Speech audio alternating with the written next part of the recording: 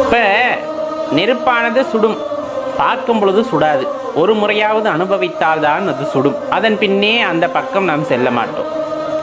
உங்களுக்கு பிடித்த உணவானது இருக்கிறது அப்படின்னா எப்படி அது பிடித்த உணவாக மாறியதுன்னா ஒரு முறையேனும் அதை சுவை பார்த்திருப்போம், அதனுடைய ருசியை அறிந்திருப்போம். அதன் வாயிலாக நம் உடலுக்கு அந்த சுவையானது அதை தேவைப்படுகிறது அப்படின்னா மீண்டும் மீண்டும் அதை ருசிக்க தோன்றும். அப்போ இறைவனின் அந்த திருப்பாதத்தை அடைய வேண்டும் அப்படின்னா குறைந்தபட்சம் அவரை ஏதேனும் வகையில் உணர்ந்திருக்க வேண்டும். இன்னும் சில பேர் எதற்காக வந்தோம் என்று தெரியாமலே சிற்றின்பங்களிலே மனதை அலைக்கழித்து கொண்டு அதனிலேயே அப்படியே ஒரு மாதிரி நேரங்களை வீணடித்து கொண்டு உணர்ந்து கொண்டு தன் வாழ்க்கையை வீணாக்கி கொண்டு இருக்கின்றோம். தேடுதல் வேட்கைனா சாதாரணமான வேட்கையாக இருக்காது. இன்ப துன்பம் எந்த காலத்திலும் இறைவனை மறக்காத வேட்கையாக இருக்க வேண்டும். சில பேர் சாப்பிட்றதுக்கு சாப்பாடு இருக்கு, நிம்மதியான வாழ்க்கை இருக்கு அப்படிங்கும் போது இறைவனை நினைப்பது அல்ல. உண்பதற்கு உணவில்லாத நேரத்திலும் உறங்குவதற்கு இடமில்லாத நேரத்திலுமே எனக்கு துணையாக இறைவன் இருக்கிறான், சிவபெருமான் இருக்கிறான் என்ற நினைவுடன் அவரை வழிபடுவதும், அவரை மனதிலே தாங்கிக் கொண்டு தான் நனைந்தாலும் பரவாயில்லை, என் மனதினுள்ளே இருக்கின்ற இறைவன் நனையக்கூடாதுன்னு அந்த மனதிலே கூடாரம் கட்டி அவரை அமர வைத்து அவருக்கு தினம் தினம் பூசணைகள் செய்து அவரை போற்றி புகழ்ந்து மனதிற்குள்ளே கோவில் கட்டி வைத்திருக்கின்ற அடியார்களுக்கு இறைவனின் காட்சியானது கண்டிப்பாக கிடைக்கும். வைக்கின்ற அன்பு யார் மீது வைக்கின்றோம் அப்படிங்கிறத பொறுத்து தான் அதோட தன்மையும் அந்த இடத்திலே மாறுபடுகிறது.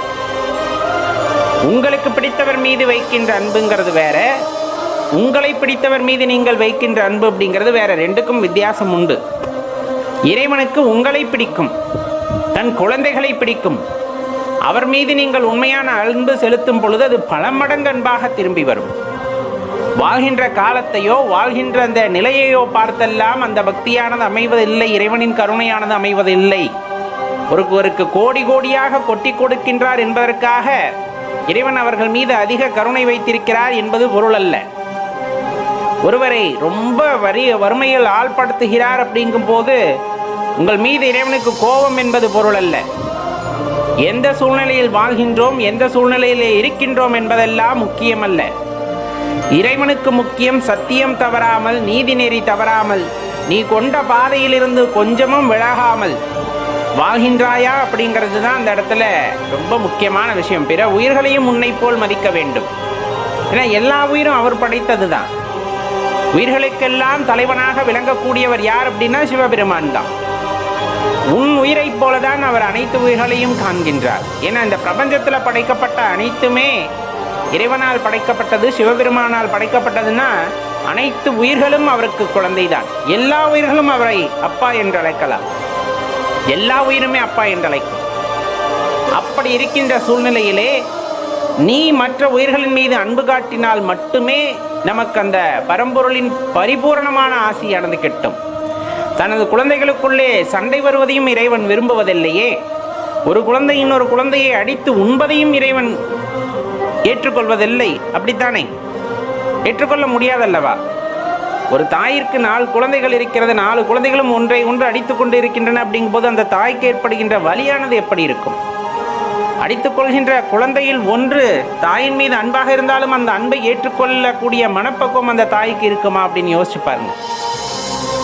கிடையாது இல்லையா? எல்லாரும் அன்பா இருக்கிறது தான் தாயாகப்பட்டவர்கள் விரும்புவார்கள், தந்தையாகப்பட்டவர்கள் விரும்புவார்கள். அதே போலத்தான் இறைவனும். இதற்காக தனியே பயிற்சி பெற்ற குருமார்கள் வந்து உங்களுக்கு வழிகாட்ட வேண்டும் என்றெல்லாம் இல்லை. நன்றாக கேட்டுக்கொள்ளுங்கள், காது கொடுத்து கேட்க வேண்டும். இந்த இயற்கையின் ஓசையை காது கொடுத்து நீ கேட்க வேண்டும். கடந்து போபவர்கள் எல்லாருமே வந்துட்டு சக மனிதர்களாக இருக்க வேண்டும் என்ற எண்ணம் கொள்ளாதே. நம்முடைய தகுதிக்கு ஏற்றவாறு அவர்கள் இல்லை என்ற கர்வம் கொள்ளாதே. புறத்தோற்றத்திலே அவர்கள் அணிந்திருக்கின்ற ஆடை அணிகலன்களை பொறுத்து பக்தியானது மாறுவதில்லை. அந்த பக்தி என்பது அவர்களின் ஆன்மத்திறனை, ஆன்ம சக்தியை பொறுத்தது. நீ கேட்கின்ற கேள்விக்கு அவர்களின் வாயிலாக உனக்கு சில நேரங்களிலே இறைவன் விடையை தருகின்றார். அதனால் தான் சொன்னது, காது கொடுத்து கேள். எப்பொழுதுமே நாம் மட்டுமே பேசிக் கொண்டிருக்க வேண்டும் என்ற எண்ணத்தை கைவிடு. எவ்வளவுக்கு எவ்வளவு இந்த இயற்கையிலிருந்து வருகின்ற ஓசைகளின் வழியாகவும் அதே போல பிறரின் பொன்மொழிகள் வழியாகவும் நிறைய விஷயங்களை நீ கேட்டறிந்து கொள்கிறாயோ, அப்பொழுதே உனது மனதிற்குள் இருக்கின்ற பல வினாக்களுக்கான விடையானது அங்கு கிடைக்கக்கூடும். அதை தவிர்த்து நாம் பேசிக்கொண்டே இருக்கும் பொழுது நம் உயிர் சக்தியானது தான் வீணாகுமே தவிர ஆன்மத்திற்கு கிடைக்க வேண்டிய விடையானது கிடைக்காமல் போய்விடும். மாறாக பக்திக்கான இலக்கணத்தை நாம் எழுத வேண்டும் என்று தவறான நோக்கிலே தவறான விஷயங்களை நம் மனதிற்குள் புதைத்து கொண்டு விட்டால் அது பயனற்றதாகவே போய்விடும் என்பதையும் மனதில் நிறுத்திக் கொள்ள வேண்டும்.